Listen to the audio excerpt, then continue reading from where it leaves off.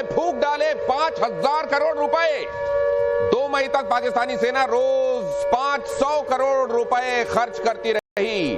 तुर्की और चीन से खरीदे गए हथियारों का खर्च इसमें शामिल नहीं है। मतलब इसका यह कि खर्च इससे और भी कहीं ज्यादा है। मतलब हर दिन आमतौर पर सामान्य दिनों में 45 करोड़ रुपए एक दिन में वो खर्च करता है, लेकिन अभी ये 500 करोड़ रुपए एक दिन में और 10 दिन में, जाहिर है आप करें तो बड़ी सिंपल मैथमेटिक्स की 5,000 करोड़ रुपए उसने अभी तक फूंक दिए हैं।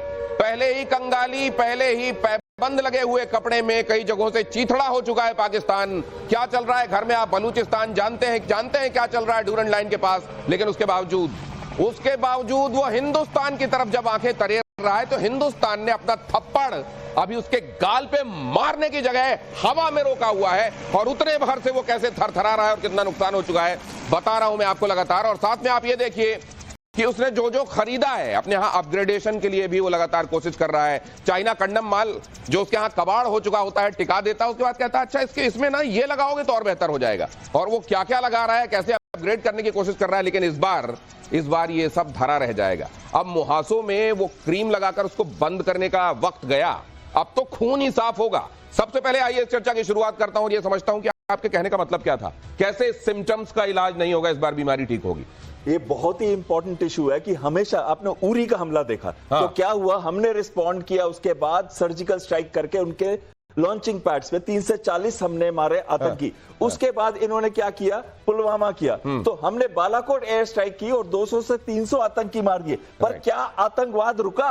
नहीं रुका, क्योंकि हमने उसकी जड़ को, उसकी नस को नहीं मारा। जब तक हम उसकी नस को नहीं मारेंगे तब तक ये आतंकवाद चलता रहेगा। हमें लॉन्ग टर्म सोल्यूशन चाहिए आतंकवाद का। इसी वजह से समय लिया जा रहा है अपना मिलिट्री एक्शन यानी कि काइनेटिक एक्शन करने का। इसमें 2-3 महत्वपूर्ण चीजें अगर आप कहें तो मैं क्विकली कवर कर दूं। सबसे पहले मैं ये कहूंगा कि क्यों नहीं ये आतंकवाद से पाकिस्तान रास्ता हटा रहा अपना, वो इसलिए है क्योंकि आतंकवाद जो कर रहे हैं या तो लश्कर तैयबा या फिर जैश ए मोहम्मद, यानी कि वो लोग जो लोगों के मन में है कि वो इस्लामिक कैलिफेट या मुगल रूल वापस हिंदुस्तान में लाना चाहते हैं और डिस्ट्रॉय करना चाहते हैं हिंदुस्तान को। एक तो ये बात है, और दूसरी चीज तो ये बड़ी बात है। ये अगर आप इसमें आगे कुछ जोड़ेंगे तो ये खो जाएगी। मैं प्रोफेसर कपिल के पास इसको लेकर यह जानना चाहता हूं कि असल में वो जैसे कहते हैं कि अमृत कुंड जो था रावण की नाभि में था, उसको पहचाना गया और जब तीर मारा गया तो फिर समस्या हमेशा के लिए खत्म हुई। ये पाकिस्तान की वो जड़ कहां है जिस पर प्रहार करने से असल में उसका फिर ये आतंकवाद वाला जो ये रावण है ये समाप्त होगा। मैं आपके पास आता हूं सर, लेकिन उससे पहले मैक्सिमम एट्रिशन जिसकी बात मैं कर रहा हूं, बगैर इधर से एक्शन अभी प्रॉपर लिए कैसे पाकिस्तान को नुकसान पहुंचाया जा रहा है। दूसरा पहलू देखिए, भारत ने चिनाब का पानी रोका, बगल यार बांध से चिनाब का पानी रोका गया। सिंधु नदी के बाद चिनाब नदी का भी पानी रोका गया, बगलियार बांध से चिनाब का पानी रोका गया और झेलम नदी का पानी रोकने की प्लानिंग चल रही है। अब आप कई लोगों को, कई एक्सपर्ट्स को यह भी कहते सुनते हैं कि भाई अचानक अभी सिंधु का पानी नहीं रोका जा सकता, इतना सारा पानी अगर डाइवर्ट करेंगे आप तो रखेंगे कहां, उतने बांध भी नहीं बनाए गए हैं। असल में आपको यह जानना चाहिए कि इसी समझौते के तहत यह भी तय हुआ था कि पानी बहने को लेकर पूरी इंफॉर्मेशन पाकिस्तान के साथ शेयर की जाएगी। मतलब कितना पानी आ रहा है, हम कितना रोक रहे हैं, कितना आपकी तरफ छोड़ रहे हैं, ये सारा कुछ शेयर किया जाएगा। तो अब जब पानी रोकेंगे तो जाहिर है जो फ्लो पहले जा रहा था वो नहीं जाएगा, और जब पानी अचानक छोड़ा जाएगा तो उसकी इंफॉर्मेशन पहले से देनी जरूरी नहीं होगी। लेकिन ये सब तो चल रहा है, ये सब दवाइयां तो दी जा रही हैं, ये इनमें से कई बहुत कड़वी हैं जो पाकिस्तान के हलक के नीचे नहीं जा रही हैं, लेकिन इलाज कैसे होगा? दिनेश जी, ऐसा है कि ये जो कहते हैं कि हमारे यहाँ टेररिस्ट नहीं है, हमारे यहाँ कोई टेररिस्ट ऑर्गेनाइजेशन नहीं है, ये बिल्कुल सही कहते हैं। क्योंकि इनके पता कौन है? गाजी। गाजी का मतलब समझते हैं आप? जो काफिरों का कत्ल करके काफिरों को कन्वर्ट करता है या उनको अपना गुलाम बनाता है, वो इस्लामिक सोल्जर गाजी कहलाता है।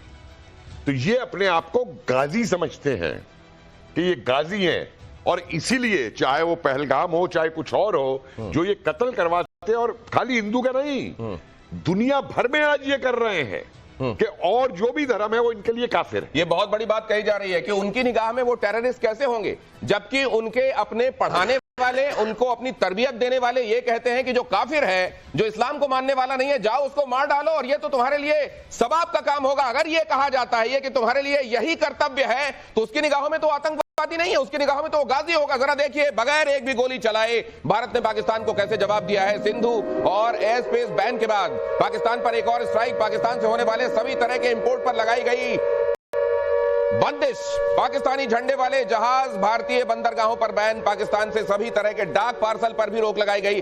हालांकि पाकिस्तान ने भी फिर देखा देखी यही रेप्लिकेट करने की कोशिश की है, लेकिन वो साफ दिखाई दे रहा है कि जब हमने ऐसा कर दिया तो वो ऐसा कर रहा है। यहां पर मैं आपको ये दिखा रहा हूं कि एक एक तारीख के हिसाब से आप यहां देखते जाइएगा। 22 तारीख को यह हमला हुआ है पिछले महीने पहलगाम में, उसके बाद अगले ही दिन से क्या क्या होना शुरू हो गया। 23 तारीख को क्या हो गया, 24 तारीख को क्या किया गया, 25 तारीख को तो वो लोग जो कह रहे हैं कि जाकर वहां पर हमारे फाइटर जेट्स अंदर क्यों प्रवेश नहीं कर गए, अभी तक उनका कोई एक जगह बम से उड़ा क्यों नहीं दी गई। असल में नुकसान पहुंचाया जाना और इबरत दिया जाना एक मकसद है, और ये पनिशमेंट मिलना उसको शुरू हो गया। सर आपके पास आता हूं, लेकिन रॉबिन सर, ये जो इंपोर्ट एक्सपोर्ट वाली बात है, तमाम जो आप देख रहे हैं अभी तक जो सीरीज ऑफ मेजर्स जो है भारत की तरफ से जो लिए गए, वो कितना इंपैक्ट करेंगे, और उसमें सबसे बड़ा इंपैक्ट आप किसको देखते हैं करने वाला कारण? देखिए, सारा का कॉम्बिनेशन है, जैसे भी मिलिट्री एक्शन की बात हो रही है, जैसा भी होगा, इकोनॉमिक है, फाइनेंशियल है, पानी का मुद्दा है, डिप्लोमेसी, इन सबको तालमेल बिठाई जा रही है। ग्रैंड स्ट्रैटेजी हुआ। पहली बात, अब जैसे ये पाकिस्तान से हमने पार्सल वगैरह बंद कर दिए, ये तो बेसिकली है बॉयकॉट पाकिस्तान। भारत बॉयकॉट करे पाकिस्तान को, दुनिया के देश पाकिस्तान को बॉयकॉट करे, दुनिया की सरकारें करे। एक जमाना था, याद होगा, साउथ अफ्रीका, वहां की भी रेजिम टेररिस्ट ही मैं कहूंगा, जो वहां के लोगों को दबाती थी।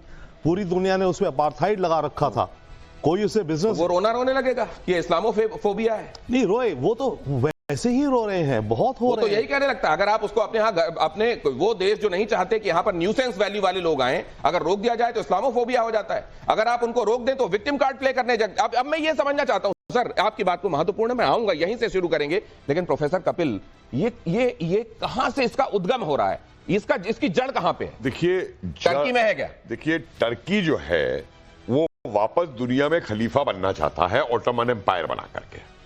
और मैंने इस बात को आज से 3 साल पहले कहा था, वॉच टर्की। और गजवा, ये खाली गजवा हिंदी कर रहे हैं। नहीं तो क्या ये धूल झोंकने में कामयाब रहता है? गांधी जी की आंखों में भी धूल झोंक दी गई थी क्या? तो खिलाफत के लोग, मैं उस पे आना नहीं चाहता, उस इतिहास पे उस समय के, लेकिन ये देखिए 47 के अंदर भी जो हम पे हमला हुआ था, इन्होंने ये इस्लामिक कार्ड खेला था।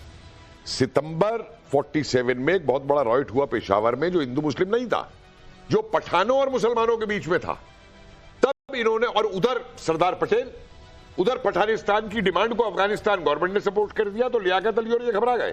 तो इन्होंने एकदम कहा वो कश्मीर में हिंदू राजा है, वो मुसलमानों पे अत्याचार कर रहा है, वो पंजाब में सिख राजा, और इनका एम खाली श्रीनगर नहीं था, ये कश्मीर पंजाब तक को वापस लेना चाहते थे। आप तो एनसाइक्लोपीडिया हैं, आपसे तो न जाने। मैं एक बात समझना चाहता हूं, टर्की है क्या जड़? बिल्कुल जड़ है। टर्की पर प्रहार कौन करेगा? एक और सुन लीजिए, हाँ, ये जो दूसरा वाला है सर बताइएगा, लेकिन उससे पहले सर, पाकिस्तानी नौसेना के पास हथियारों की भारी कमी है, खबर देख लीजिए। तुर्की से मिले पीएन बेल्जियम कॉर्वेट्स में हथियार नहीं। पाकिस्तानी नौसेना को हाल ही में मिले हैं 4 Babur class corvettes. Dutch firm से मिले 2 गश्ती जहाजों में भी हथियार नहीं। कमोडोर बहल आपको ये बताएंगे। मैं आ रहा हूं सर कपिल सर आपके पास। रॉबिन सर, आपकी बात पूरी नहीं हुई थी, लेकिन ये मैं जरा जान लूं कि इनके पास ये जो तमाम चीजें हैं, ये दिखाने वाली कितनी है और वक्त आने पर चलाने वाली कितनी? देखिए, इनका मोस्ट इक्विपमेंट जो वो चीन से आता है या फिर टर्की से आता है, और अगर इस चीन का जो इक्विपमेंट स्पेशली है, उसकी सर्विसेबिलिटी स्टेट बहुत पुअर है, उसके रेडार्स काम नहीं करते हैं ज्यादातर, और जो ऑनलाइन अवेलेबिलिटी है, यानी कि सर्विसेबल भी हो पर क्या वो वॉर के लिए इस्तेमाल किया जाता है, उसको ऑनलाइन अवेलेबिलिटी बोलते हैं, वो भी बहुत कम है, चाहे वो जहाजों के रेडार हो, चाहे वो शिप्स हो। और अब जो इन्होंने टर्की से कुछ शिप्स लिए हैं, लेकिन मैं आपको एक सिंपल सी बात बताता हूं, सबसे इंपॉर्टेंट एक नेवी की पोटेंसी के लिए होता है सबमरीन। इंडिया में तो इंडिया में लगातार ब्लू वाटर में हमारी ताकत है जी, ब्लू वाटर ताकत है, और उसमें हम K4 मिसाइल रखते हैं, जिसकी second strike capability nuclear weapon के साथ 3500 किलोमीटर दूर है। यानी कि वो न्यूक्लियर